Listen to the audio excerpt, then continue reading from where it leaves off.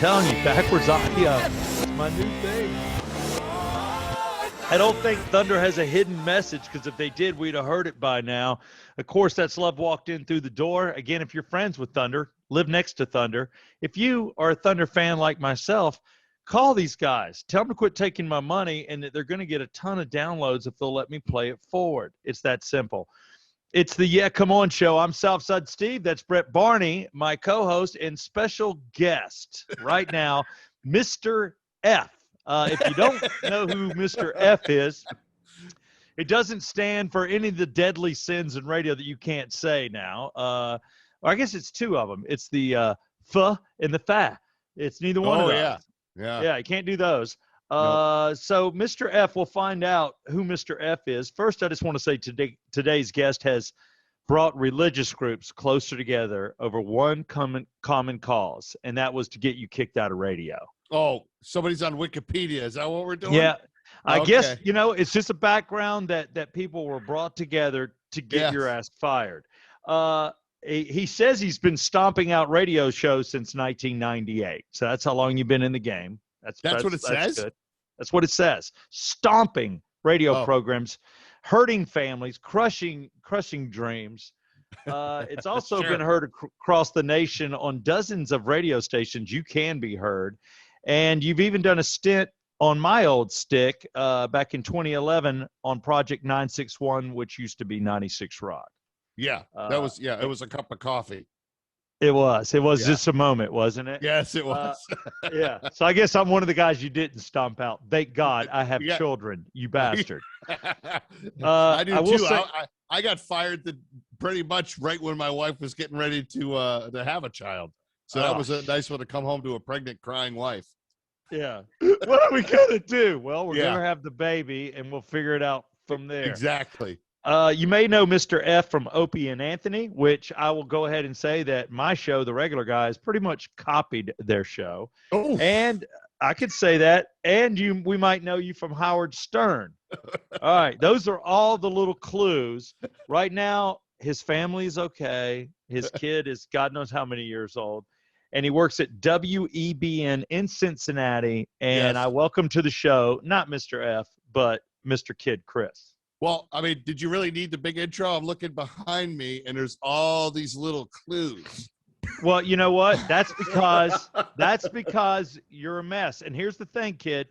Not everybody watches us on YouTube. There are a lot of people that just listen to our show. Okay, so for those that watch, this is a reason to watch YouTube, because you get to see KiddChris's studio. Okay. Yes. And the reason why we're together is because either somebody watches or listens to your show, and that's why we're all together right here. Yeah, it didn't come through on my rock station, Rock 100.5. It came through on, you're right, on messages, personal messages. I started getting lit up weeks ago. Brett, my co-host, got lit up, and they're like, KiddChris is talking about you on this podcast. Is that correct? Or was it on your show? Well, I talked about you on the show when I got my birthday card sent to me. Rough. Yeah, I know. A box came to my house. Okay. And it had this in it, and it had a big bag of gummy bears. And I thought, oh man, I love gummy bears. I killed that box of gummy bears, and then I texted the phone number that is inside this thing, this card here. Oh, you can see it. It says, yeah, come on. I see Yeah, Come On at the bottom. A lot of Yeah, Come Ons. Yeah, Come On show. Happy birthday from Southside Steve. I got some gummy bears. Oh, my God. Look at that. I got some gummy bears for the ultimate bear. I got the party size because it's time to party for your birthday. Happy 70th. You should do my podcast, the Yeah, Come On show. This is Happy Birthday from Southside Steve. I thought, okay, that's cool. And then it has that, whatever phone number that is there. I found out that it's like the show number or whatever. Oh, my God. I did research. I'm not going to show the address.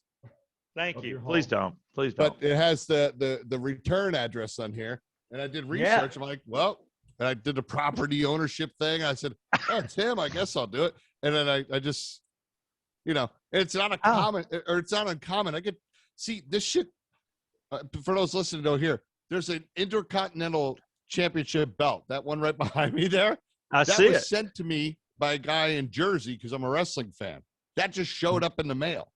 Damn. And I was like, yeah. So I'm like, oh shit. So for a bag of gummy bears to show up, I thought, okay, he's cheap. But but it was cool to have it show up. Yeah, horrible gift giver. You're like, what the hell? That is so funny. And that's the brilliance of what we do. Somebody went to a ton of trouble that likes both of us, obviously, Right. and sent that to you, knows my address, which I'm sure anybody can find any of our addresses, and sent that. That is special. So I heard about it and I'm like, well, I would never send gummy bears. My pot smoking days are over. I'm a blue moon, no, right place, right time. It's not those kind of gummy bears. It was just It's regular? candy. Yeah. I love gummy Oh. bears though. And it kind of made Okay. sense because when I first moved here after being fired, I would go drive back to Atlanta every 2 weeks or whatever. And I would stop, fill up my car, then buy a bag of gummy bears and kill the bag on the way down there. So all of it made sense. But now after I found out that this is all just a big bid or whatever from somebody. Sure. I figured out like, oh, it's just somebody breaking my balls because that's deep stuff. And a guy like yourself would know all this shit about me. No. You know what I mean? You got your own fucking life. You don't know that I ate a bag of fucking gummy bears on the way to Atlanta.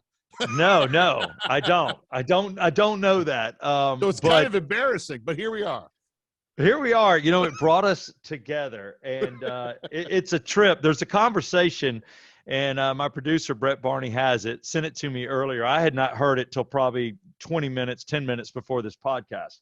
Mhm. And I want to, first, I meant to say something off air. I didn't want to put it on air, but my condolences to you. You had a loss in your family, and I'm very sorry.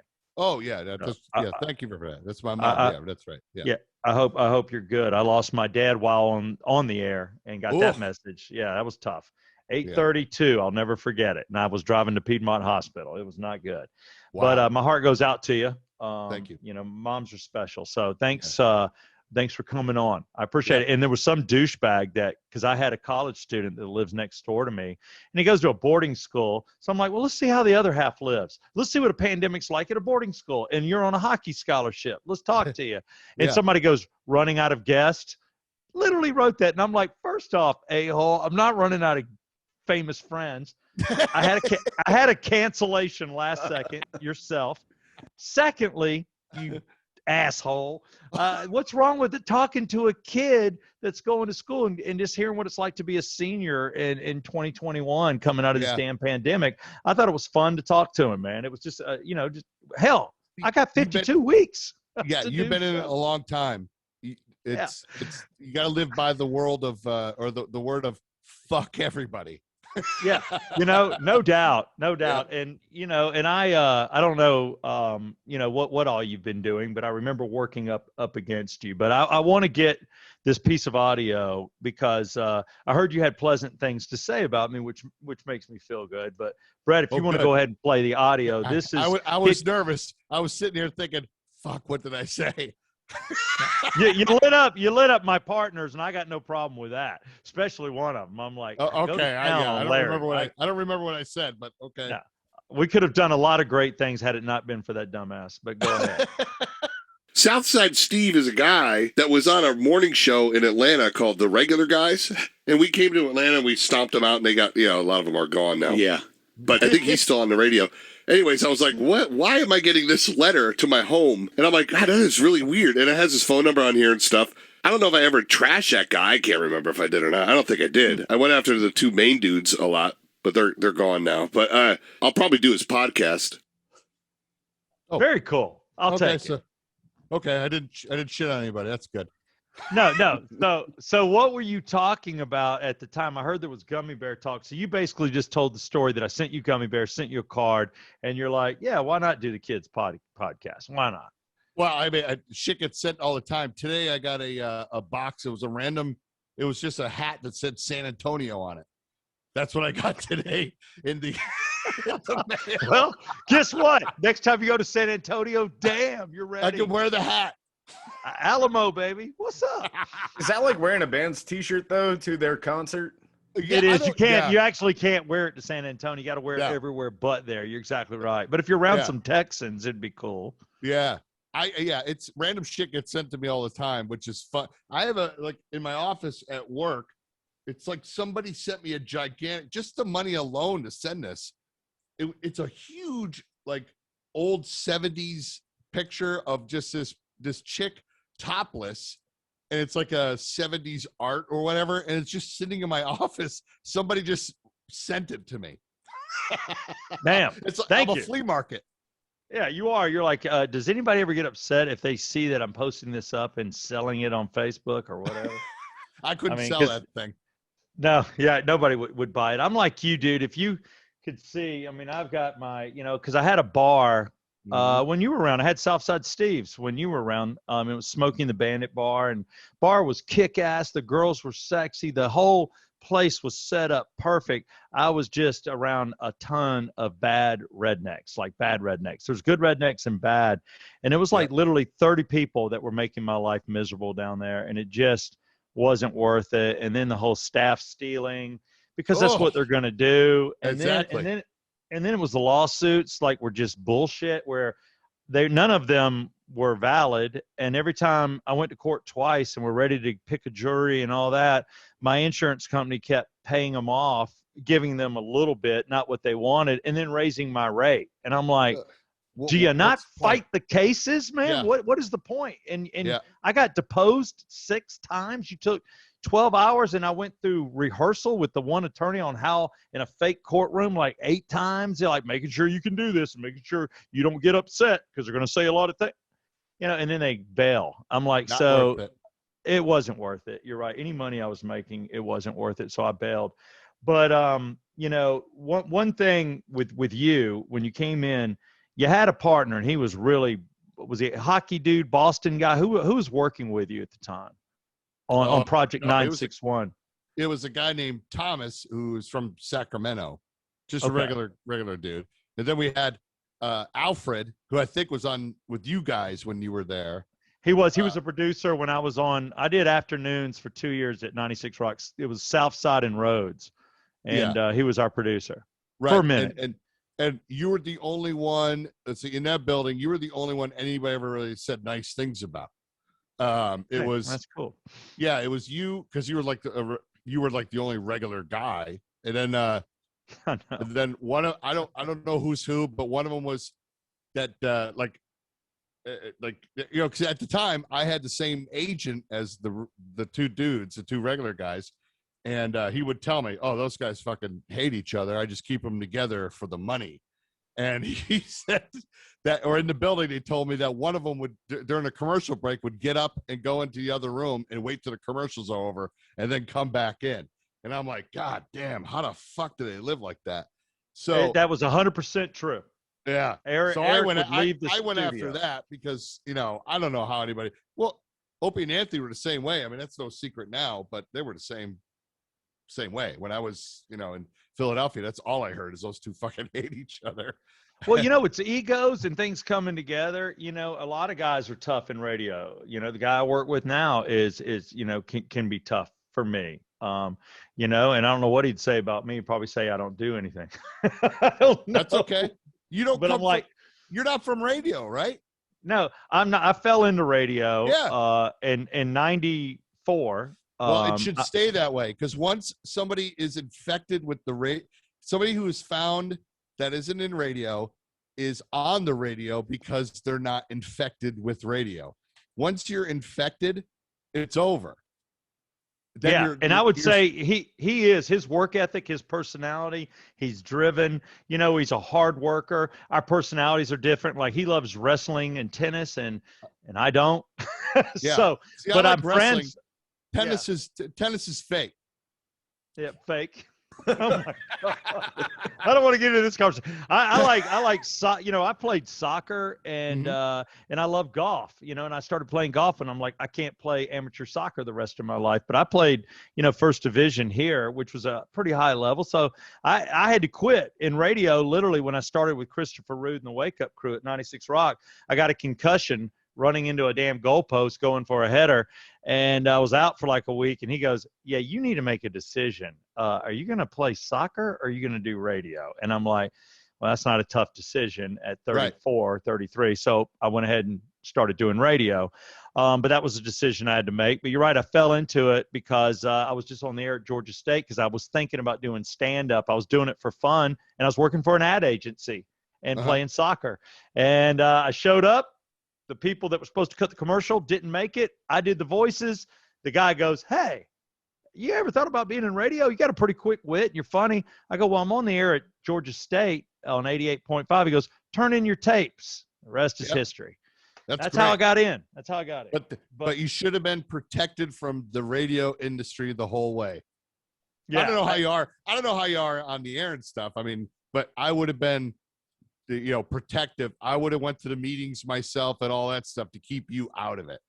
You know what I mean? See, and I would appreciate that. Thank you. That would be awesome because it is tough. And my partner digs all that, and he jumps in, and he'll say things that make me cringe, like talking about, oh yeah, like our company gives a damn, or we're doing this or doing that, and I'm not trying to put too much on my podcast. I think we have, right now the best morning show in Atlanta, but it doesn't do exactly what I want it to do, but I'm not running it. I'm a part of it. And, and he does a lot of nice things too. So, it's just, every show's a little different. The regular guys was just so intense, and those dudes hated each other. Bailey and I we don't hate each other. We just are very different, like 100% different. But those dudes hated each other. Yeah. And then I got stuck with Larry, who's the worst. Eric got away. And then I was like, I didn't know. Shit. Again, I was too busy in my own world. I would get feed info and I would be like, okay, like them two hating each other. I'll rip on that. That's fine. You know what I mean? And then it's like, okay, that's it. That's all the ammo I needed. Cause I had my own shit to worry about. We were new and all that stuff. And then it was, like all of a sudden it was I was getting word that music was being, you guys gonna start playing music now and stuff. And I thought, okay, I'm just gonna let that, because it's gonna blow itself up. They're gonna get pissed off that they gotta play music and all that stuff now, and they're gonna start shitting on the company. And I think ultimately that's what happened. I was gone, but that's what ended up happening. Yeah, because I've seen that, because I've been every city in the world working at some point, and I've seen it happen. So I knew that was going to happen, but I didn't know who was who until all of a sudden we were going to Cincinnati, and then one of those guys tweeted to Rodney Ho that basically I was a piece of shit and all that stuff, and sayonara to me, and I'm like, who the fuck, why did he do that when I was there? Yeah, that would have helped. That would have driven listeners. I could have dealt with that. And the other time, that's what I was meaning to say. The other time that I heard that one of them was the shithole or the shit guy was when John Rocker came in, and he was like mad and started shitting all over one of those guys. And I was like, oh shit, and because I thought he was pals with those guys. I wasn't going to do any, Yeah. No, John was here's the thing you don't know, and this is what listeners don't know, but John Rocker was my friend. Keith Brooking was my friend, and they were on the show. But then the second John Rocker does what he does, and I unload it and talk about him wanting to go into the stock market, he was thinking about leaving baseball. Then when CNN calls, who do you think goes on CNN but Larry and Eric? And then I'm the one that should have been on there with them. And it was just that, and John wanted to kill Larry, wanted to kill him. And then, but so did Keith Brooking, wanted to kill him. I had to stop him, when he was with the Falcons, from going up there because he went out of line. He totally screwed over their loyalty.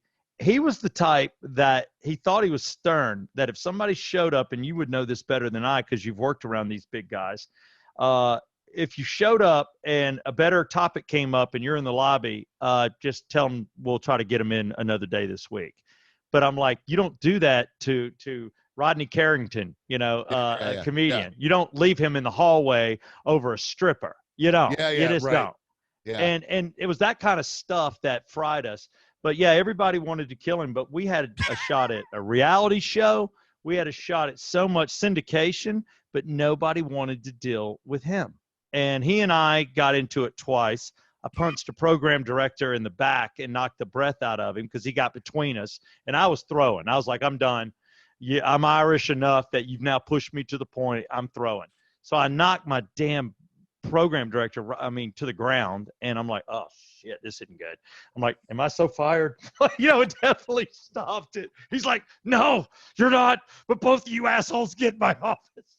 Wow. So then we go in there. So there were stories. I flipped up a chair and I pinned him down. And then I had to go to anger management for 3 months. I had to go to counseling to keep my job, because I was going to kill him. Okay, so because I'm out of it. Who's who though? Who's the cool one and who's the asshole?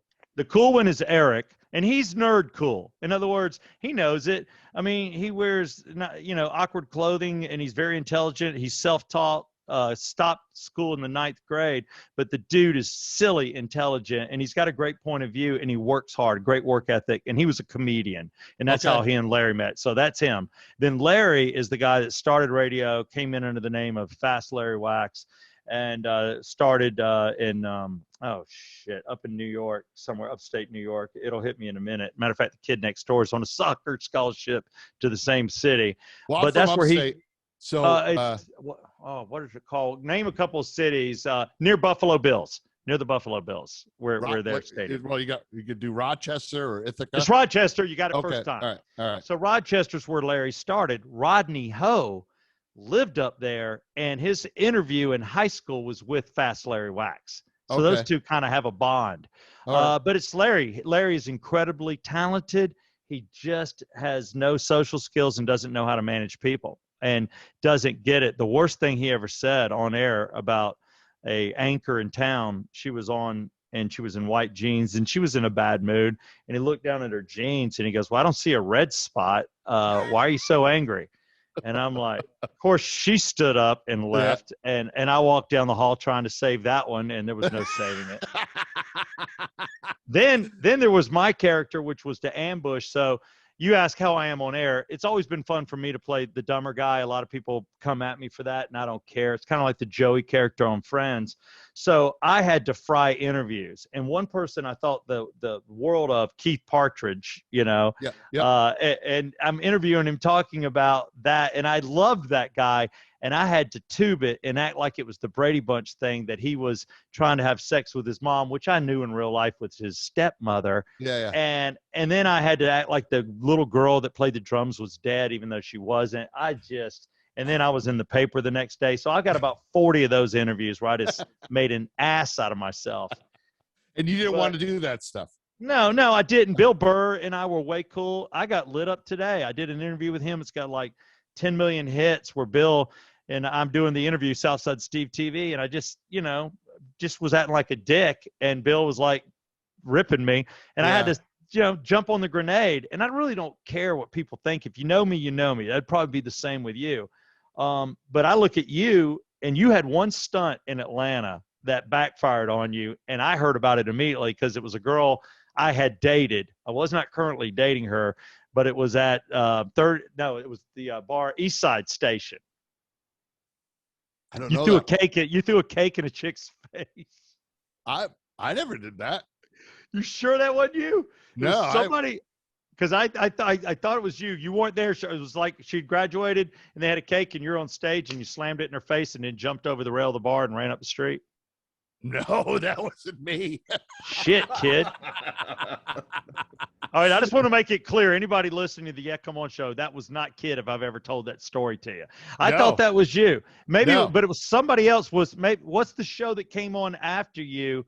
I think I know what you're talking about. Well, the show that was on before us was the Giant Show, and I know those guys got in trouble because there was footage at a bar where somebody got rough with a girl. That's it. That's it. Whoever that dude was on the show. And he's the one that had the hockey playing Northerner dude on with him. And then he had a Mexican guy that kept saying, yeah, come on all the time. Yeah. That was before us. That was before us. All right. You're a wonderful, wonderful personality. And I am sorry. I don't want it. I don't want it to work for you in Atlanta because I'd probably be out of work. No. those dudes were dick. I got it completely confused. But No, that those guy, guys, and they're all on the radio, all those guys, every single one of them. well, and they should be because they were jerks. Like saying the "yeah, come on" and making me fight it. That was also their program director taking him down that path, who had worked for 99X. I don't need to mention his name, but I defended it to the point of like $3,000. Why did you make me pay $3,000 to make you stop saying it? You know? And so I see. So you guys had a like a lawsuit thing going on. I had to and they did it on purpose because I have it trademarked and I didn't want to defend it. But then it came to the point, if you don't defend it, that can go against you. So I had to defend it and I had to go after him, which I didn't want to do.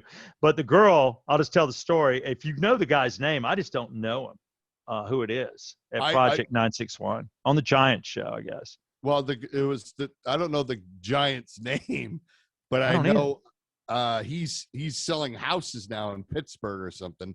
And the other guy is like in Michigan, and he's like he wrestles on the side or something like that. I don't know what his deal is. But yeah, awesome. Those guys. Well, what's funny about that is I mean, you know how radio is. While they were doing their show, my partner and I were brought in to town, and we were meeting in a conference room right below their studio, talking about taking over because they were going to get fired.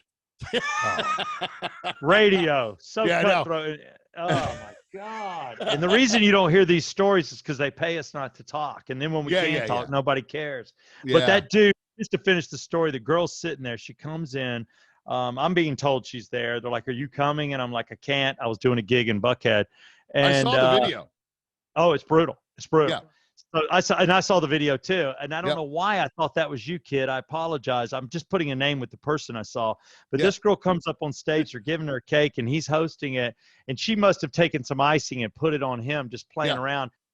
Grabs her, hits her so hard that her neck goes back and takes her to the ground, and she's all dressed up and all her family is there. Within 10 seconds, people were trying to beat his ass. He had to jump over the railing. He ran up the street, called his wife, and then she met him up the street, and that was and I know what bar that was. That was right down the street from the radio station, like kind of by there's a Starbucks there. And I saw the video. He's huge. I'm only 5'8". So that wasn't. You look bigger in your chair, I swear. Yes, it's the camera. It is. But you know, the only reason I'm getting this out is just for some of our fans and some of yours, because I hope your fans check this out too, because anything I'm about to ask you is going to be good for Atlanta and probably not your fans. But dude, what you've done to me is extraordinary. You've worked on 2 intense shows, which means you got game because they look at a lot of different guys, Opie and Anthony and Howard Stern. And then you've got your own show and you've landed, and I know you're in Cincinnati now, but give a quick background of all the cities you've worked in. Because like you said, just my buddy Bailey has that radio thing. He wanted to be in this market. He's a host. He is driven. He probably puts in 3 or 4 hours of show prep a day, and I salute him and I thank him for it. But what about you? Tell me about your deal. Well, I mean, look, I was bummed. All the other jobs, it's like, okay, we're leaving or whatever. But when we left Atlanta, it was kind of a bummer because the quick thing I learned about Atlanta was there's like 2 Atlantas. There's like, I was told that like outside the perimeter or whatever is like old school. Those are people that were born and raised there. And then in the city, it's like Black Hollywood, rappers and all that shit. You know what I mean? And celebrities, you know, and I'm like, there's a lot of celebrities that live there. And I love and I hate the cold. I'm from Syracuse. I don't want snow. I hate the fucking cold weather. And my dad lived in Noonan too at the time. So I'm like, this is the greatest. Yeah. Oh. So I'm like, this is great. I got 2 new kids, all that shit. And then it was over with. And I was bummed when I left. Now, when they told us, because it's funny, an interesting story is like the people that were involved with your company aren't there anymore. But when I got fired, they gave me the opportunity to come where I am now. It's the same company. You know how that works. And, and I said, all right, I'm going to think about it or whatever. But I was getting calls from your company for other positions. Like there was a station. It was 99X, and then they changed it to another rock station, and then they killed it again. and they wanted me on there. It was Trying to fuck. think. The It's not bone? rock. Yeah, the bone. The bone. Yeah. The bone thing. And I was like, because you couldn't hear that anywhere. You know what I mean? No, you couldn't. No, that was Right. a good call on your part. Yeah. Well, and I thought it's not gonna. I don't want to be out of the street again, and I'll lose my opportunity. Now, if they said, afternoons on Rock 100 or whatever, I would have been like, fucking done. Let's do it. I'm staying in Atlanta. But that wasn't an option. So there was that. But like you were talking about Opie and Anthony, I never worked on that show, but I was friendly with those guys. But the Stern Show, I worked there for maybe 2 months, something like that. But it was more, I worked from home kind of thing. And I would send in bits, and then I would go and visit every once in a while. It was one of those situations, but that was it. But it was cool being like Switzerland because nobody else could be friends with one and be friends with the other. It was that weird fucking war shit. Oh, and I know. I was lucky. I was friends with both, and I just stayed out of all the. It was millionaires fighting, so I stayed out of it. You know what I mean? Yeah. That's what you do. That is Yeah. totally what you do. You stay out of it. I was more involved with what I'm going to do with my show. Like when I got fired in Philadelphia, people thought I was going to Sirius right away. I had no interest in that really because I like regular radio. You know what I Sure. mean? Because let's be honest, like you're not going to run into a Southside Steve when you're on the air on satellite because that's not a local guy that's just going to be happen to tuning in and going, oh, I like these guys, and we start calling in, and then all of a sudden you're in the studio, then you're hired on the show. You don't fall into guys like that when you're on pay service radio. So No, not at all. I'm a fan of the organic, regular dudes that just are listening to the show and all that stuff. That's that radio nerd stuff inside me. But no, to swing it back to you again, I think.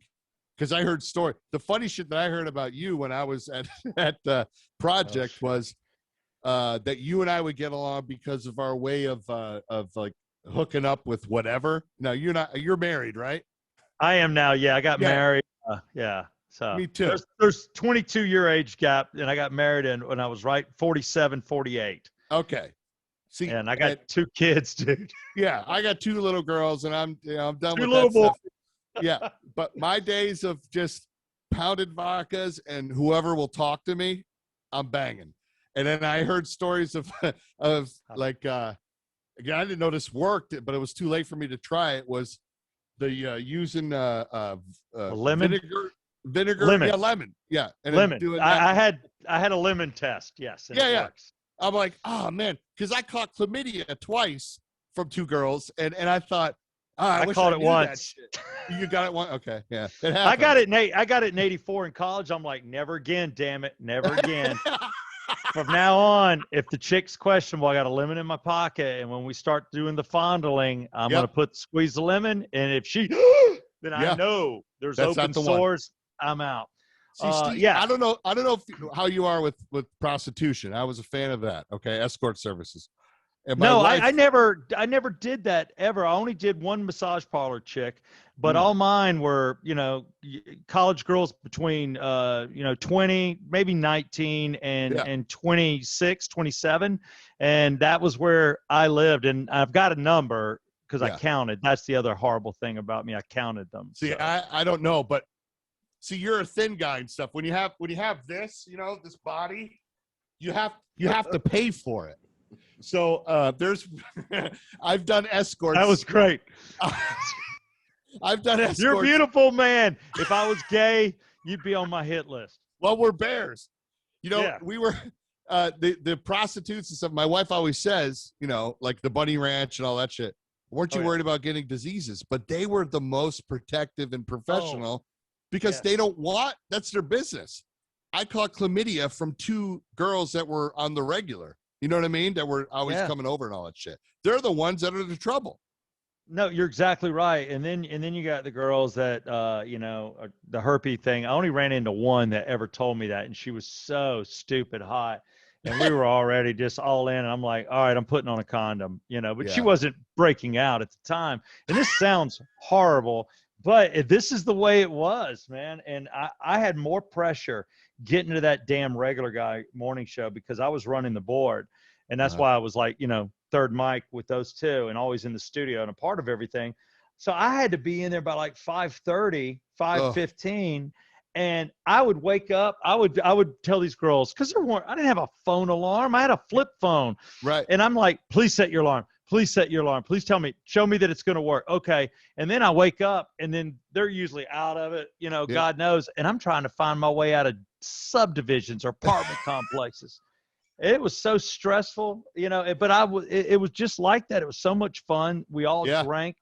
We all partied till 2 a.m., did the morning show, but I could come home and crash. Yeah, right. I can't do that now. No. When was the last time we took a nap having kids? It's been I've probably had 1 or 2 naps in 2 years. Yeah. How old are your kids? I've got one that's 11 months, and the other one just turned 4 last week.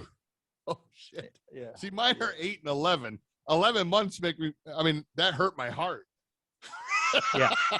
And I'll go ahead and throw mud on myself. 56. I just turned 56, and I'm doing that. And my father-in-law is like 60. And I'm like, what's up, Dad? Maybe you may have hooked up with the same chick at some point. Yeah, had he lived in Atlanta, but he's one of those dudes that got married early. My brothers both got married early. My brothers are younger than me 2 and 5 years. And those dudes, all the kids are out of college. Oh, and then I've got an 11-month-old. I know. My Facebook is loaded with people from high school, and this time of year is always depressing because it's pictures of graduation. And I'm like, they're done. You're nowhere near that. No, nowhere near it. What are you at? Baseball, soccer, football? What are your kids into? We've been through the soccer thing, but now we're at there's 2 girls, so now they fight over a common friends and shit like that. Okay. It's girl drama. You have boys, so you have to worry about them like lighting shit on fire and stuff. That's I wanted girls. I wanted girls because I figured, well, I navigated through their drama to fuck them, so I should be able to to navigate having girls.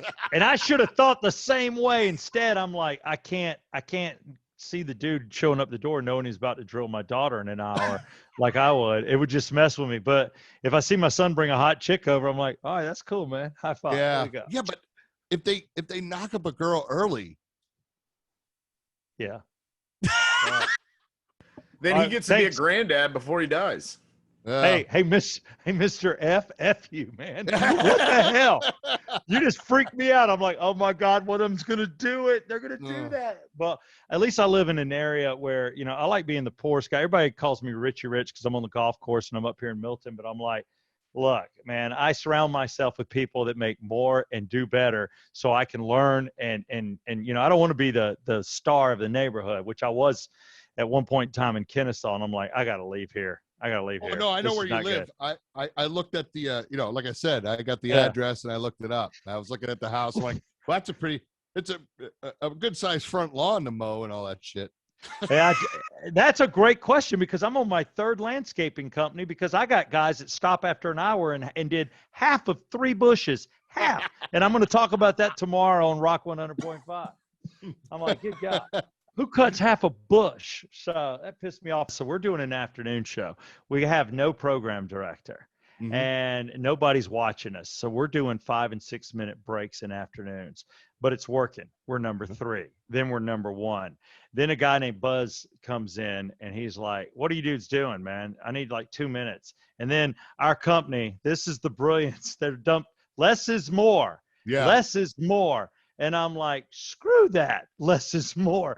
I'll lose my job. Anybody can do what I do if I do what you say. Are you crazy?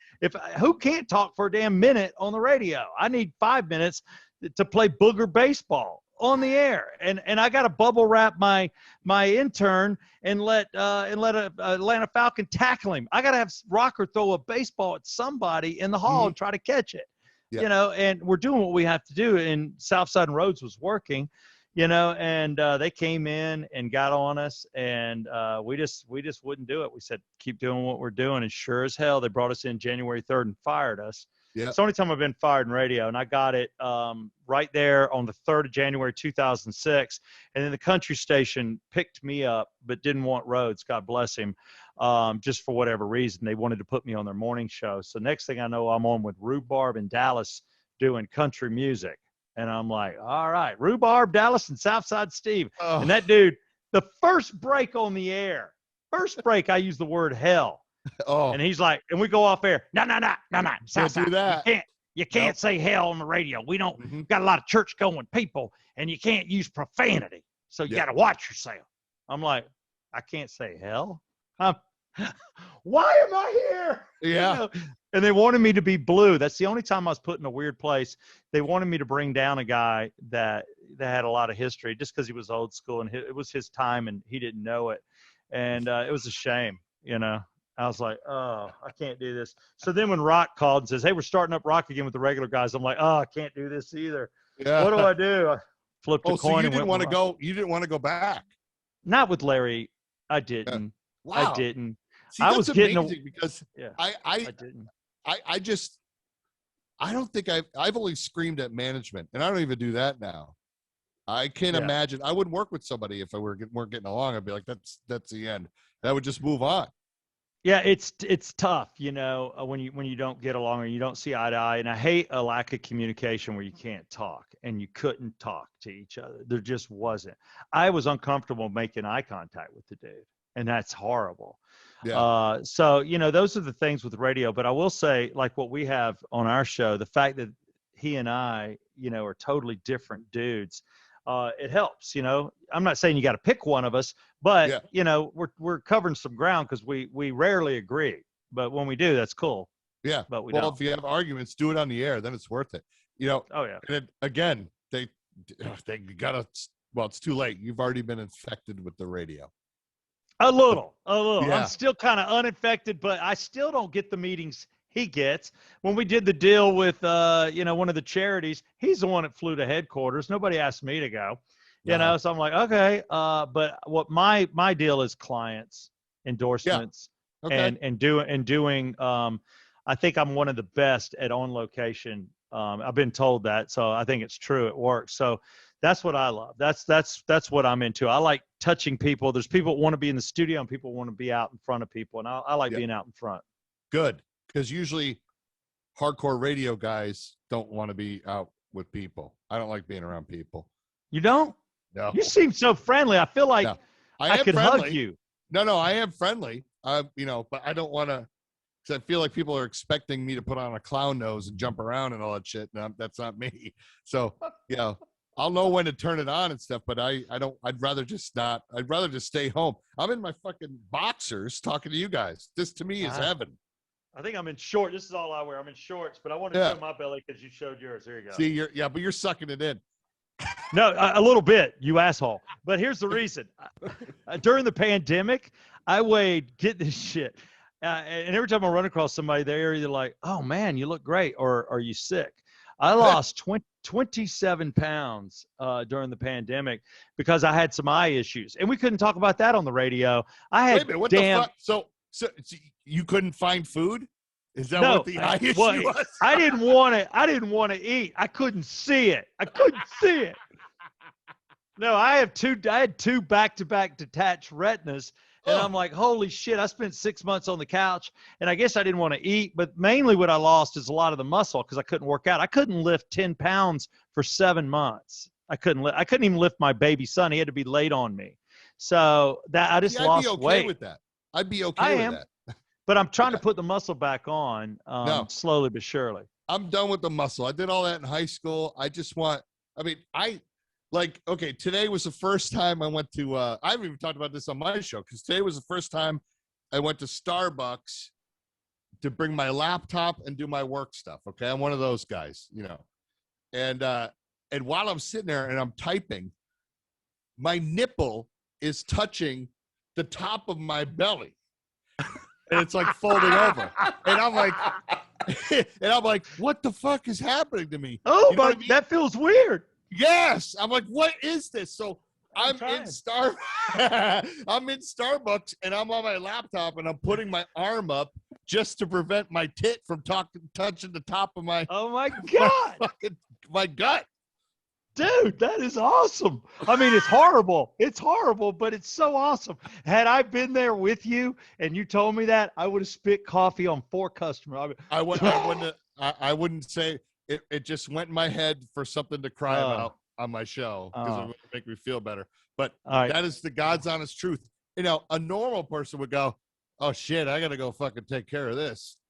Not me. I just went home and went, "What the fuck?" That's all I said was, "What the fuck?" It's not gonna get better. I mean, look at this shit. Like with a shirt, with a shirt on, it looks like I got maybe there's some. You look solid, man. I thought you were lifting. Some pecs there, maybe, or whatever. You know, okay, this, that. But underneath, you don't know. You can't judge a book by its cover. I got fucking, my tit is touching my gut, when I'm sitting there. You got a little hair, too. You're a little hairy. A little hair. Little hairy. I shave all mine. Yeah. Yeah. Oh, so you shave, but it's worth shaving it. Well, you know what I mean? This isn't worth shaving. And who would have thought that you could grow hair on steel?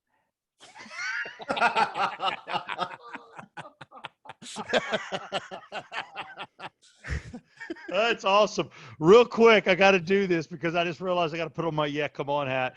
I just want to thank our sponsors, KiddChris, and they were in town when you were in town. OxygenFinancial.com, Ted Jenkins, he's there for all your money matters.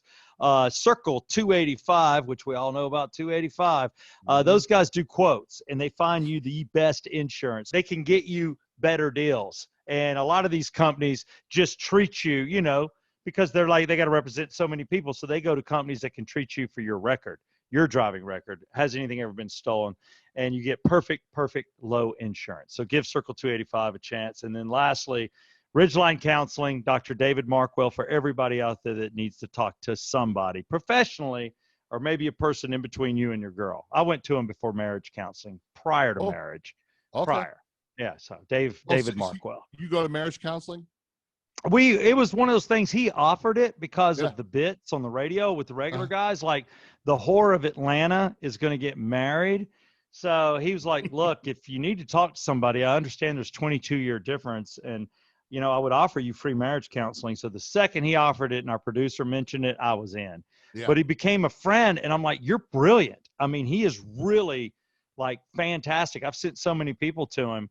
And but we did it, and here we are. I think the most stress, and I don't know about you with your wife, is right now. It is stressful with the kids. It's hard not to bite each other's heads off because you're just not getting sleep. I just held him. Why can't you hold him? I need to go do this. Well, that's. Oh God, I'm so happy that somebody else is going through that because I haven't. Oh, it's horrible, horrible. Well, you know what? Honestly, the pandemic, my wife and I get along better.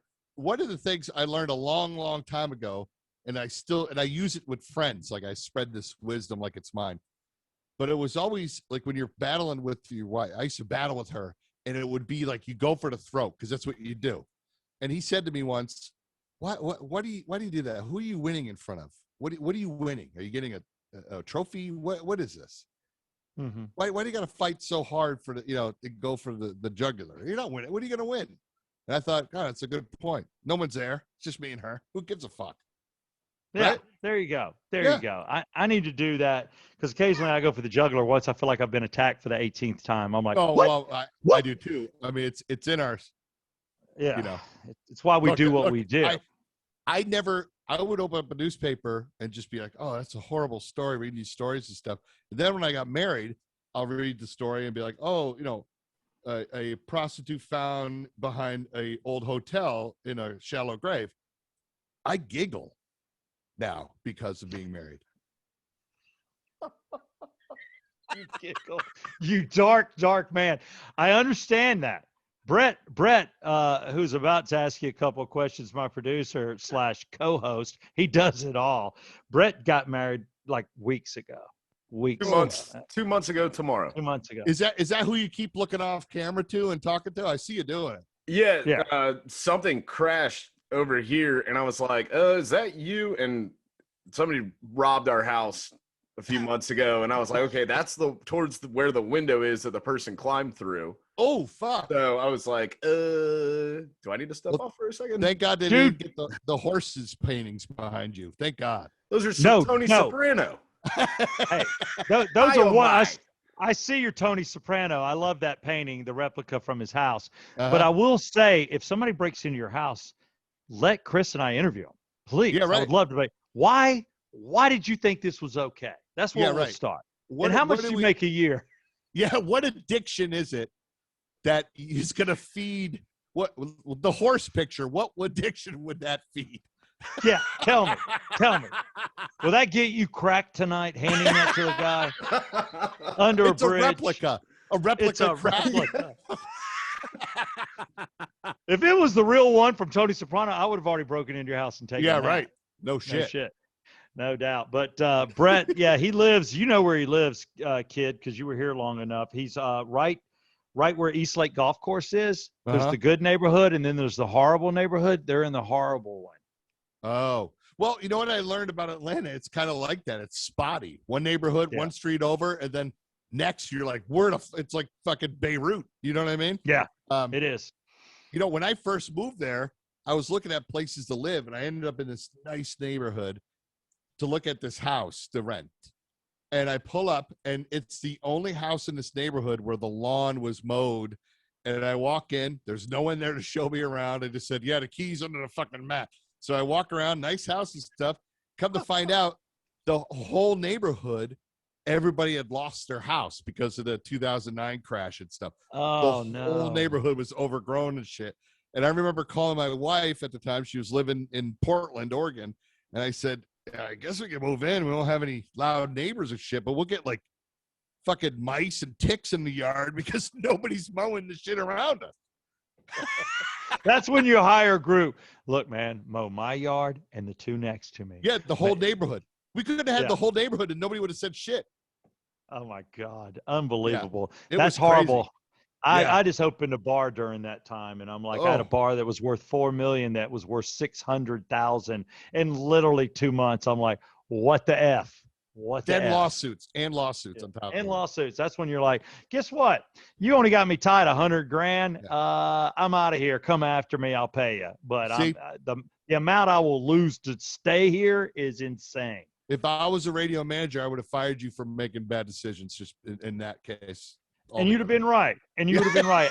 You should not let a morning guy own a bar. No Let's way. see. How does that work? Nope. You know, Just it right pissed bits. Larry. Oh, it pissed Larry off. God bless America.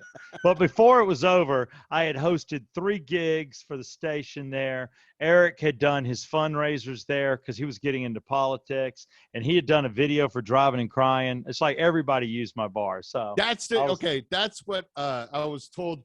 One of the guys made a movie about, like, he's a hippie or whatever, and he made a movie about his favorite band or something. I was like, okay, That's it. Yeah, all right. It's not even his favorite band. Eric likes, oh my God, who are the guys that they get into balls and they go out over the crowd and they come out of a giant vagina on the stage? I can't think of who these guys are, but they walk out of a vagina, you know. Sounds like Bloodhound Gang or something. Yeah, right.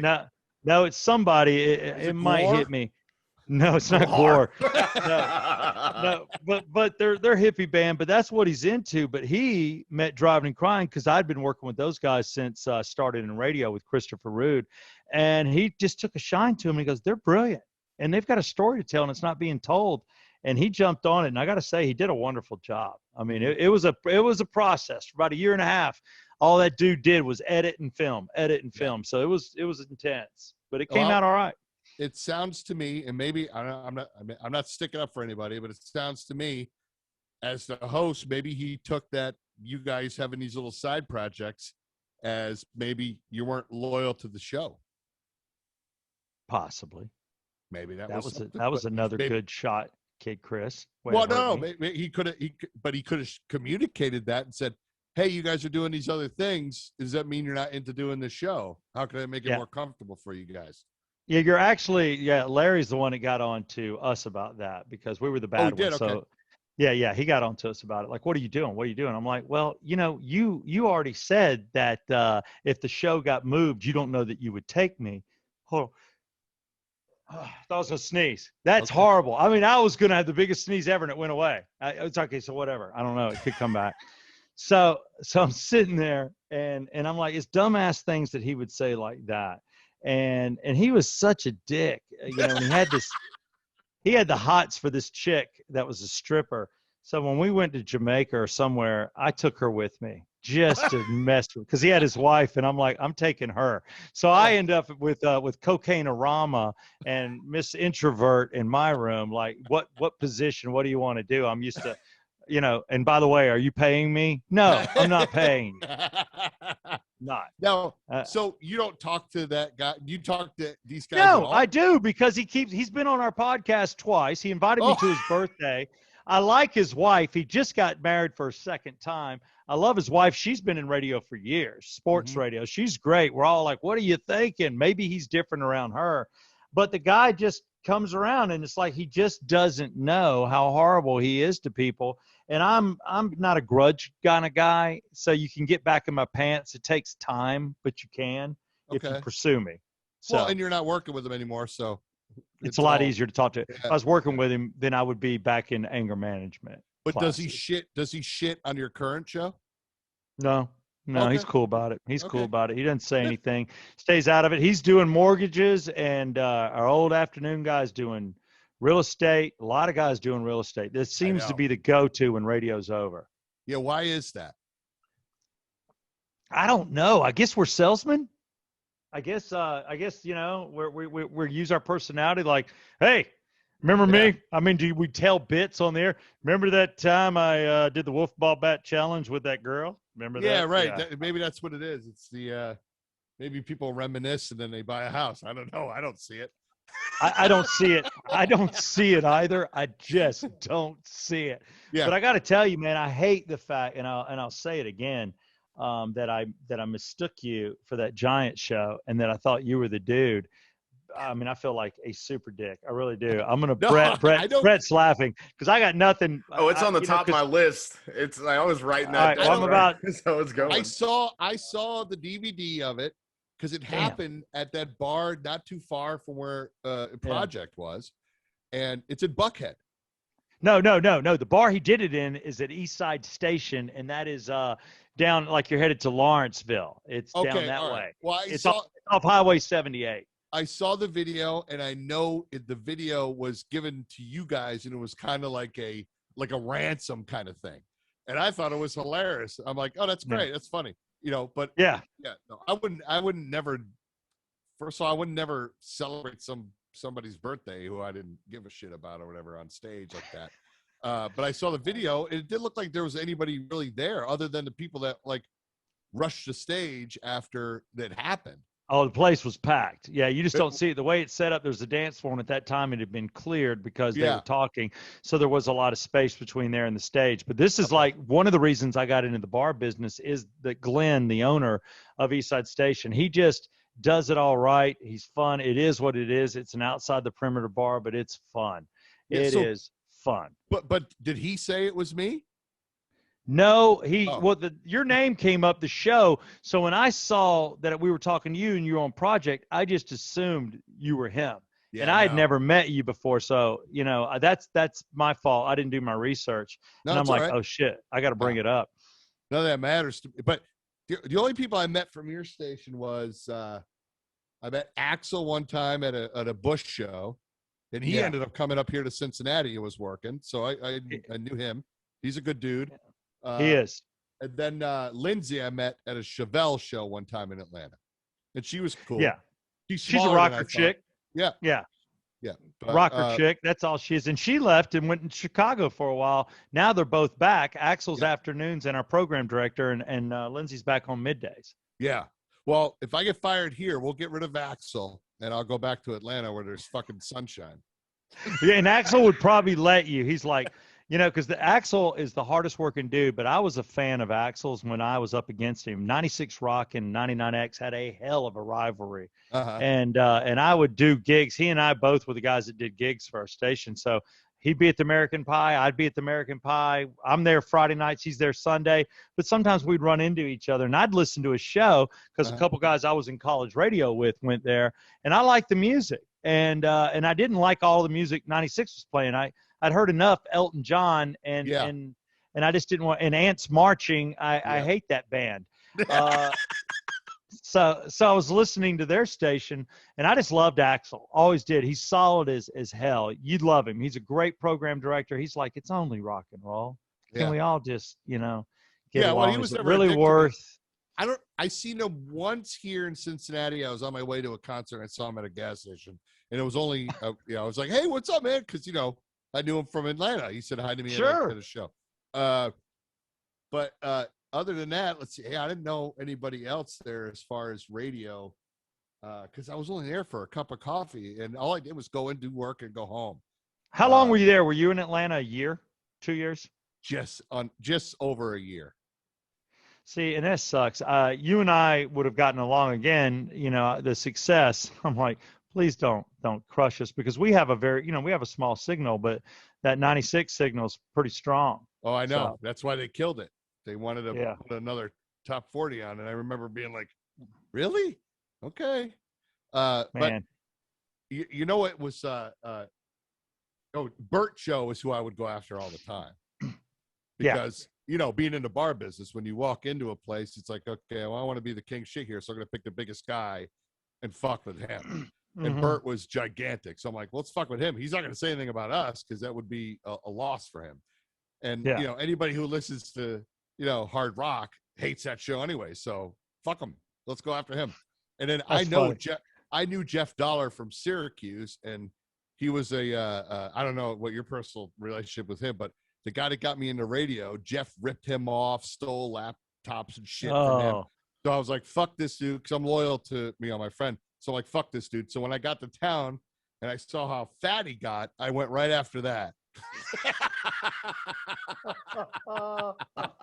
And when he got fired at Star, I went on my Facebook and said a bunch of shit about how he's an asshole and he got what he deserved and all that shit, because it's all I heard was horror stories. And then Rodney hit me up and said, "Can I print that?" I said, "Fucking absolutely. Fuck that guy." Yeah. He and I never really was friends with him or knew him. I would talk to him, but it would be like one day he would talk my ear off, and then we'd go 4 days where we'd pass and he wouldn't say a word to me. So it's kind of a hot and cold deal. Yeah. But yeah, I've heard both sides of those stories, and it's crazy. See, I never heard anything bad about Burt, and I actually liked him. Bert's great. He's a good dude. But he was just there, and he was a big fish, and I thought, why not? Let's fuck with him. And he seemed to have got it. I don't think he took it personal. I've talked to him on Twitter and stuff, so he gets it. Yeah, he gets it, and he's laughing all the way to the bank. So fuck it. Yeah, Jeff, you're absolutely right. I'm like, if I was making Burt money, I wouldn't give two shits of what anybody said about me. I'll be like, hello, cha-chinga. Yeah. But yeah, that's pretty sweet. Right now, in closing, because I've kept you long enough, I assume you're working tomorrow morning. I think so. Me too. Contract says for a year and a half. I hope it's right. But no, I want to turn it over real quick. Brett, take us out. You got a couple questions for KiddChris. And once again, thank you for coming on, KiddChris. For those of you on the Yeah Come On show, he was here on Project 961. He's on WEBN in Cincinnati. And as you see, he's a great man, and he never shoved a cake in anybody's face. And also, thank you for the card. It was beautiful. And cheers for my birthday. That was wonderful. Cheers. It's the least I can do for you. Happy B-Day. How old are you, by the way? Who sent this? Did you guys ever find out? Still don't know. I know who did. Oh, you do? Okay. I don't. Yeah. All right. First off, before you tell me that, how old are you now? Can you tell, or do you get live? Oh, I'm 47. 47. All right. Yeah, we're just 9 years apart. What the hell? I'm middle-aged Chris now, no longer the kid. I got to get rid of the. We'll get rid of. No, you stay KiddChris forever, baby. Kid, you keep that. I want to think. You know what? That's the thing. Regardless of how old we get, we can still. We've got the memories of what we've done. That's what I don't like when people in the studio that are in their 30s start taking the old shots. I'm like, hold it with your shit. Yeah, but listen, you talk to any of the younger folk. Like, I don't know, but it's like they're, God, I hate, this is where you sound old and fuddy-duddy, but I'm like, I don't see the drive in them. Like, I moved across the country with nothing just for the job. None of the interns or the younger people that I know in the business would ever do that. No. They want morning drive right when they walk in, and if they don't get it, they quit. So I look at that and I go, well, I'll be working forever then, because if that's what's behind me, that's it. Yeah, exactly. You know what I mean? Because no. And they think they can do it. A lot of them. And I'm not talking about my staff, but I'm just saying that you run across these people, and I'm like, you don't understand how to take a step back or how to, take a hit or do this or do that. You're speaking your mind and you're talking quicker than you should. Yeah. And you don't get it. You don't get what we're doing here is a dance. Yeah. And also, learning to let people take shots at you and have fun with it. The younger generation gets offended. Like, it's like, well, I'm on the radio. You can't say that shit about me. It's like, well, that's bullshit. You're a fucking dartboard. Take all the shots in the world. It's funny. As long as it happens on your show, who gives a fuck? It means nothing in the end. You get the paycheck. Fuck everybody else. Yeah. Damn. I'm getting a lesson. I'm writing notes. I'm like, how to behave in radio and how radio is by KiddChris. Okay. Mr. F, go ahead, Brett Barney, take it, son. Come on, guys, don't shit on all of us 30-some-year-olds that have been working our ass off doing this for a little while. Working your ass off. I got to hear what is. Hey, what no, is, I started here when I'd moved back from Alabama. I was doing overnights on kicks. Good. And I had you should that yeah. No, and I had no chance of doing anything, so I made sure I didn't get a single job, and I showed up to the office every single day. I was the receptionist, the fill-in receptionist. I did everything. Gone on sales calls. I did promotions. I did all the bullshit. I worked at Steve's bar for kicks and did all that stuff until I worked my way into news radio, and they said your job's going to be to get people coffee, and I started by doing that, and at the end of it, I was the executive producer of the morning show. So you're the last generation. But I've wanted this since I was 13. You're it. Yeah. You're it. You're the last guy. And just so you know, I want to be the one. I do have that quarantine titty too. Oh, look at that. That's a nice. Everybody else got to show theirs. So mine's not just quarantine. Mine's, just it's been there. But look at that, by the way. Can you get any worse? I'm like a fucking gorilla. Here's what I want you to do, kid. When you get off, go into the shower, get your razor, and just take it down to like one or two. It'll mean all the difference in the world. Just shave it down to 1 or 2. I shave my own. Doing it. Do it, baby. It'd be cool to get sleeves and shit, but like I said on the air today, because I'm like, I'm not even hip enough for Applebee's. You know what I mean? Like, if I'm in Applebee's, even the 90s people in there are going, what a fucking tool. You know what? I like your hair. I like your glasses. You got some things going for you. Let's not hate. Spiked hair is, this is high school. I know. It's all that works for me. Dude, I've got a ponytail. You know how bad I get ripped for that? Oh, I love long hair, but there's times when I go out at night and my hair's down, or I got it in the ponytail and I look in the mirror, I'm like, I fucking love that. I don't care.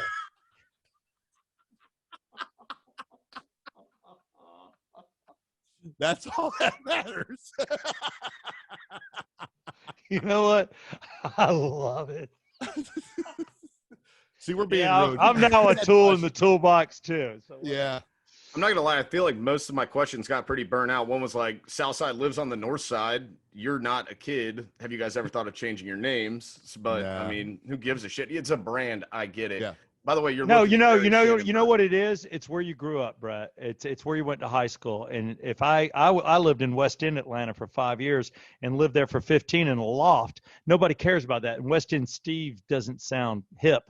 It's where you went to high school for me, and it was that side of town, and I didn't want the name, and it was pushed on me, so that's why mine. What's yours, kid? How did you get KiddChris? There's two. I'm a rap fan, and then back when I was growing up, there was a lot of, the dude from I'm trying to think of from 2 Live Crew. See, I go Run DMC. I'm older. That's who I am. Yeah. No, I was Run DMC too. And then, believe it or not, Rochester, I went to see the Brother Wee show one time, watch him do his show. Love Brother Wee's, man. Yeah. What a great guy. And then he was in the studio, and he was talking to his producer guy, and he goes, well, that Chris kid wants to come in and watch the show. And I heard that. I was like, KiddChris, the rap thing. I'm like, I may use that. So I kind of stayed. And then, Brother Weeze named you? well, no, I just heard him say that, and I thought, okay, Oh. that's interesting. He was saying it to somebody else. I thought, I think we're gonna roll with that. And then the two Yeah. D's would probably be an homage to Craddock, I guess, because the one Oh, D that's- looks stupid. You know. Yeah, you got to go 2. I like the 2D. Yeah, Yeah, if yeah. you'd have done 1, I'm like, what are you doing? Yeah, No, that's cool to Kid Craddock as well. Yeah, Christopher Rude named me. That's pretty awesome. It's better than you coming into radio with a name. It's Yeah, better. and also, I mean, Southside Steve sounds. I mean, you don't need to describe it, that your name describes who you are. Guy You with know a what I mean? ponytail that Well, no, probably you know- doesn't have a formal education It and has just- sex with girls with tan legs and red toenail polish. Right. And who wants to say all that shit every time they talk to you? I don't. So the name says it all. All right, now you got your answer, Brett. So, and then I guess this is for both of you guys. You say, you know, people my age walk in, they just want to be given everything. They want, I guess not really my age. I'm 32. So more like the 20-year-olds or the interns, because I've seen it too myself. Be like, no, dude, you need to answer phones and call screen. Like, start doing this and then figure out the audio systems before you really jump in. But looking at radio now as to what it was when I initially wanted to get in at like 13, 14, it's very different. And obviously you guys have seen it change a lot. I mean, hell, Steve got paid to fuck massage parlor chicks by iHeart, I believe. They don't There do was that a anymore. No, they don't. There was a budget, and I was given $280 a week, and I was like, "Thank you. I'll do your reviews for sure." Yes. Yeah, that's funny. Yeah. You know, in Philadelphia, when I went there, I remember being on the phone with them, and they said, "Do you need a show budget?" And I was like, "What?" They're like, Yes, you should have said yes. I did. Well, they're like, "We got 1,500." I'm like, "Deal." And they said, "You got to spend it, or else we have to take it away." I'm like, "Okay." Done. They gave us a corporate card and everything. Yeah, so we just would spend it. Yeah. But yeah, I those like days your are long gone. logo. I like the way the Kid Chris. Like I'm looking at things I see in your background. I like the look. I think you got a good font. I think it looks good. I like the Which, colors too. Just your oh. little Kid Chris stickers and That's wraps. And that's a Run DMC homage. I know that's what I figured it was. It was Run Mhm. DMC 100%. I like that. That's cool. Yeah. That was part of $1,500. You know, that's what it gets you. Yeah, that's right. I want license plates. I tell my general manager that all the time. I'm like, we need license plates, key fobs. Let's go old school. Let's bolt them on the cars. Come on. Mouse pads. Yeah. I'm serious. No mouse pads? I'm anti-mouse pad. I think the world's a mouse pad. Why the fuck do I need to use that little thing? I can just throw it off and use my Woo. desk. Woo. I'm using my Anti-mouse desk, but pad. I would take a pad. I don't have one, but I'd take one. I have one. I spilled my vodka on it. I don't know if you could see it dripping. Nice. That was right at the beginning of our call. Sorry, buddy. Sorry. All right, go ahead, bro. The one question I always ask everybody who's done this for a long time is, what's the best endorsement you've ever had? Like perks. Like a sponsor? Hold on, that's not good, because if we name one that, you know, and say we're endorsing 4 people and we name one, that doesn't look good to the other 3. Yeah, but So I've maybe asked you everybody say- this that's been on the radio, and we've had people say that, you know, they've gotten free what Maserati or something somebody said they had, or, you know, and then everybody always cops out and gives the ones that they currently have. Go ahead, kid. What's your best endorsement? I don't know. I have no clue. Me either. I mean, I will tell you let's go past endorsements. Okay. Vale Creek Resorts. I went snow skiing for 8 years for free, twice a year, free stays. I could take 10 people on an airplane. It was the best endorsement ever. Vale Resorts, I'm available if you want me back. And then Xfinity, you know, they took a break, but my God, you get low rates on your thing and you're making a couple of grand. That was sweet. I loved that one. I currently don't have it. I had it for 7 years also. So we'll go with those 2.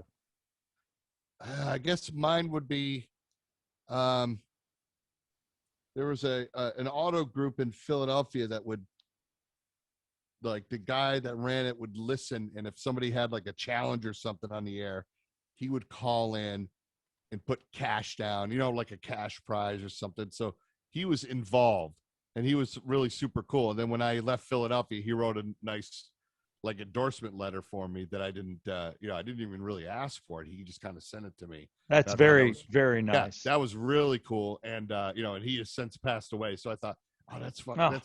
That's really cool. But, yeah, that was it. Cause I liked how he was involved. You know what I mean? And doesn't that mean the most to you when you've got Yeah. an endorser that listens and is involved and wants to do things and calls up and gives giveaways? That's the best. Yeah. Really. Out of nowhere. No, we didn't plan it Yeah. out or anything. So it was really cool. But yeah, that's all I could really think of. That really stuck out because it was helping the show. Yeah. Well, go ahead. It wasn't just helping me personally with free trips and shit like you. Sorry. Well, it gets worse. My jeweler, D. Geller and Son Jewelry, I asked my wife to marry me on a jewelry gig in the jewelry store. Wow. And I got the piece of carpet cut out because I knew they were switching locations. So I have the carpet where I put my knee. So here's how I did it. I'll do it fast. That's but cool, I'm there. though. Actually, I think that's really cool. All right. I love you for that, kid. No, really that's sweet. cool. Because, Because I catch a lot of shit for that. And I don't think I should either. Because at WrestleMania, they'll sell pieces of the ring. You know what I mean? Like the mat. That's kind of like your WrestleMania.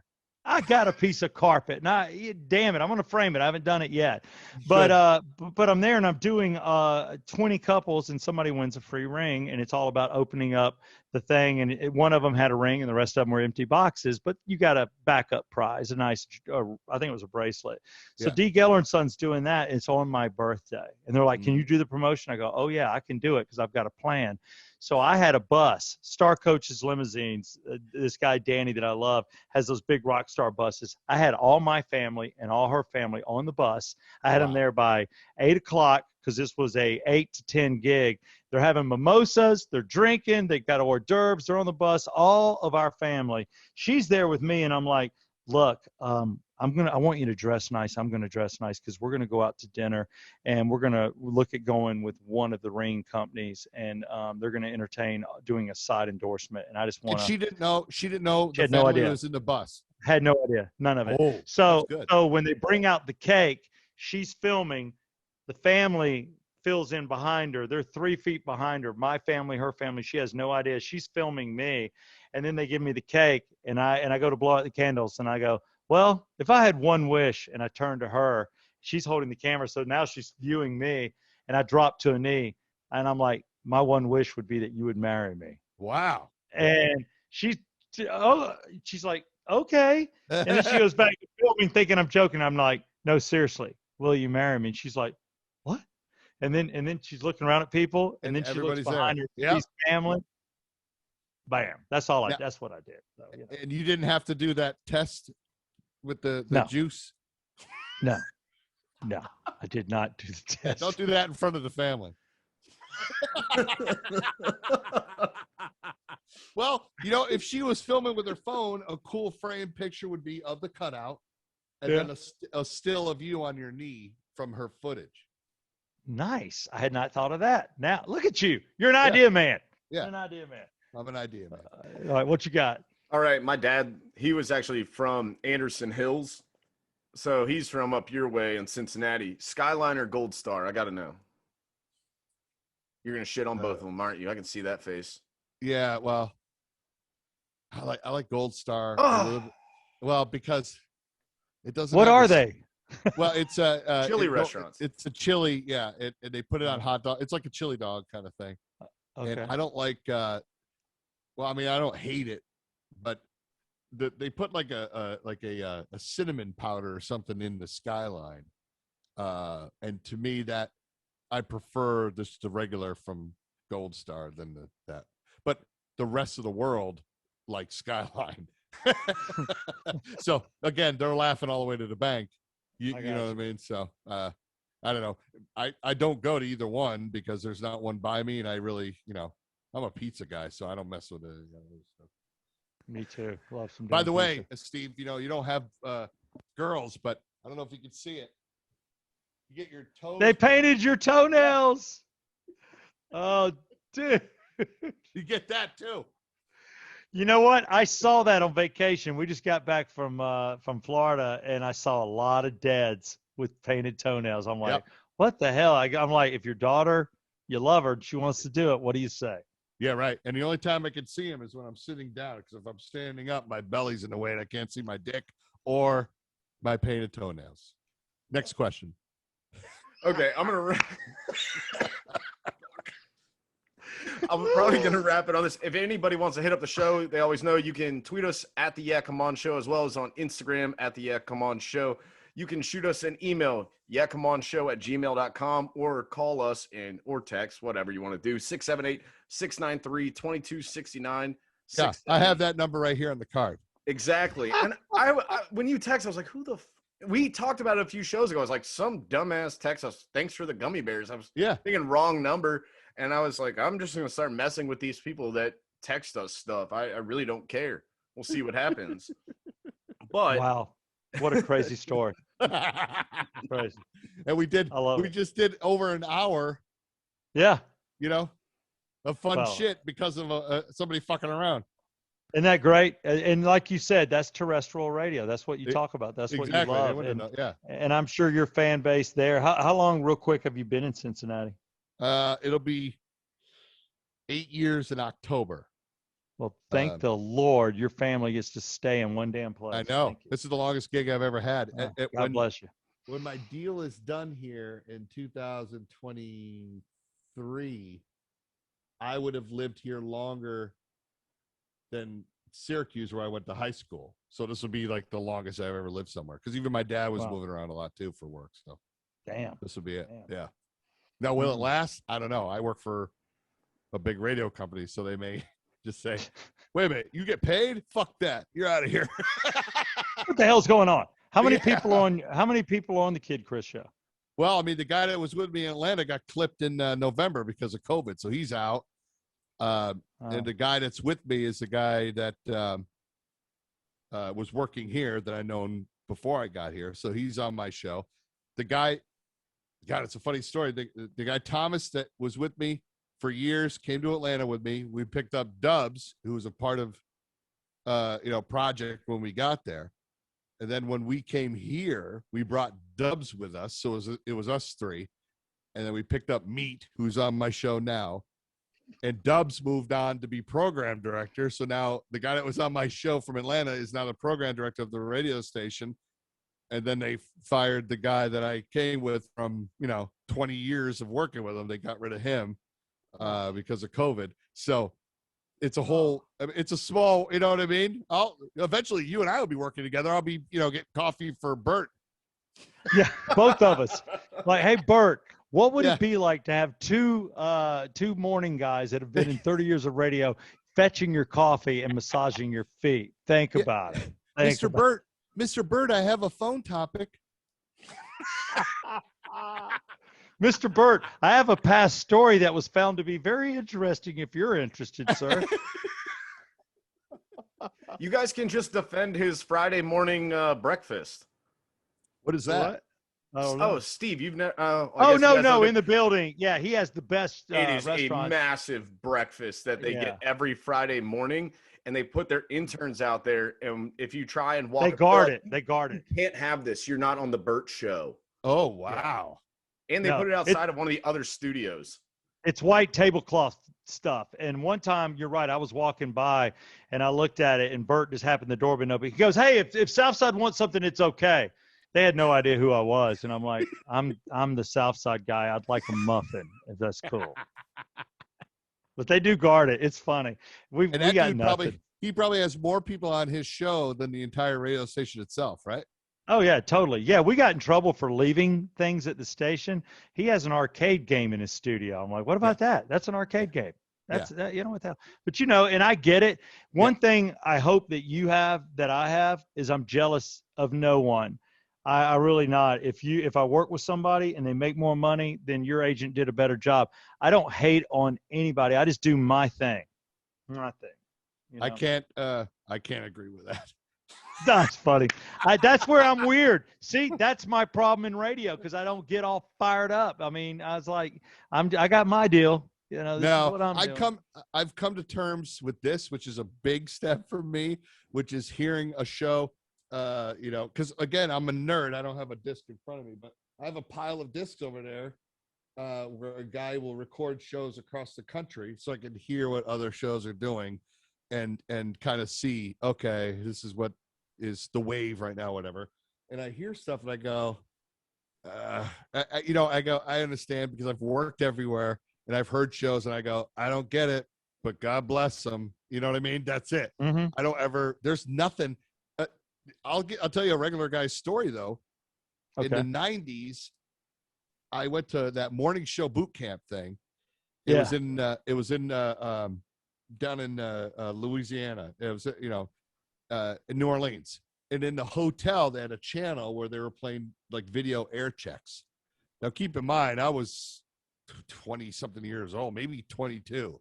So I'm a radio nerd from Syracuse. I want to get in radio. And on the TV, they're showing video air checks. And the regular guys were on there from Atlanta. Or from Los Angeles. L.A. They were in L.A. for 2 years before I worked with them. Yes. And it was all these talk shows on an FM station. And I was like, oh, wow, FM's doing talk. That's cool. It was a big deal. And that's when I knew of that name. And I thought that name was kind of cool. Because I'm like, oh, yeah, there's regular guys. I guess, okay. But like you said, I was the only regular guy, which was weird. I'm like, there's nothing regular about either one of you two. Yeah. You're weird as shit. It could have been the radio guys. That would have been better. That would have been perfect. The radio guys. That's awesome. Why is somebody not taking that? What are you? What's the name of your show? Radio guys. Radio guys. Somebody lock that in just for use. Kid, I won't use it without you. But my God, that's good. Oh, shit, that's funny. Oh, my Lord. That's great. Anything else, Brett? Are you closing out? I want to thank. I'm going to play a voicemail. Okay, you got a voicemail for us? Right, yeah, it's actually for kids, so I figured this would work out perfect. Is it this guy? Oh, No, it's different guy. Different that hit us up when we said last week that you'd be on our show. Okay. Hey, kid. I'm a long-time listener, but a first-time caller. Now, Southside Steve likes to talk about all the women he's had sex with, how his wife is significantly, bungle that word, younger than him, and how he once banged his cousin. Strange.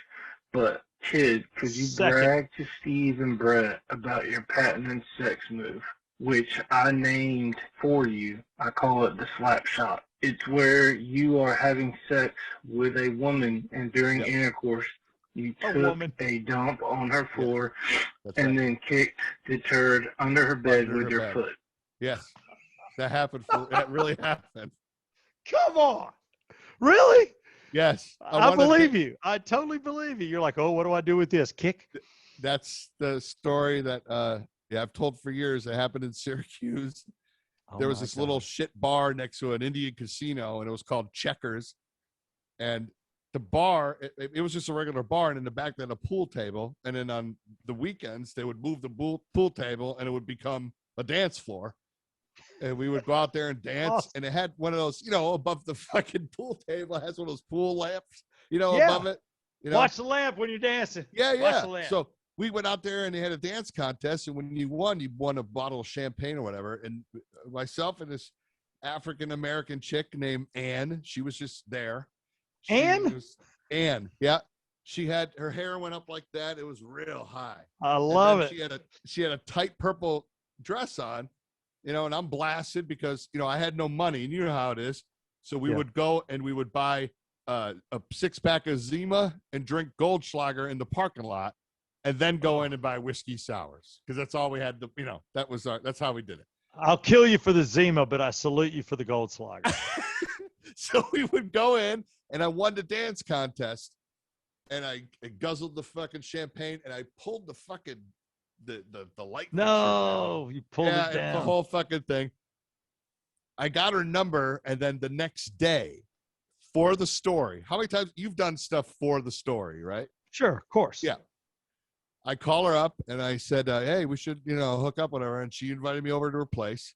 She had like 12 little kids. I don't know. And then she wrangled them all into this room. And then I went in her room and she laid on the bed. And I was standing up and banging her on the bed. Now on the way over, I was what they call turtling. Got it. You were topping. Yes. Prairie dog, and whatever you want to call it. Yeah, I call it topping, but I like turtling. That's great. Okay. Your butt's the shell. It's a beautiful thing. The head comes out. Keep in mind, this is the first black woman I had sex with, and she was very verbal, and that was hot to me. And she wasn't Oh. gross. She was thick. No, that was it. The talk is the key. That's the good, key. Good talk Oh. is key. And she was going, "Oh yeah, fuck this pussy," and I'm banging her. And next thing you know, I feel it pinch off because Ooh. I'm finishing. It pinched, and it fell on the floor. So I'm done, and I just kind of like take her legs and push them over or whatever, and I see it. I just kick it under her back. And I figured if she finds it later, she'll just blame one of the kids. Oh my God. She will totally blame. One of those kids got their ass kicked for that because there's no way she thought it was you. That's No. Yep, that really happened. Shot.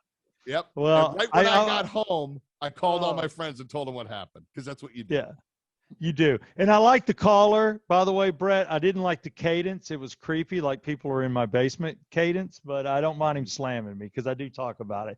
419, that's a big number. But then you talk to some rock star and they're like 10,000. But Yeah, I'm a right. radio guy. It's pretty good for radio. That's great. You know, it was. I don't But it even know. started. Huh? I don't even know what the number is, but I can tell you the hot ones were probably 3.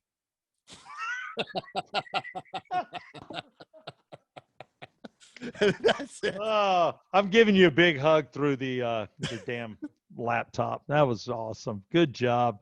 I got to thank you, KiddChris. Is there anything, we always let people plug whatever they want to plug. Is there anything you want to mention?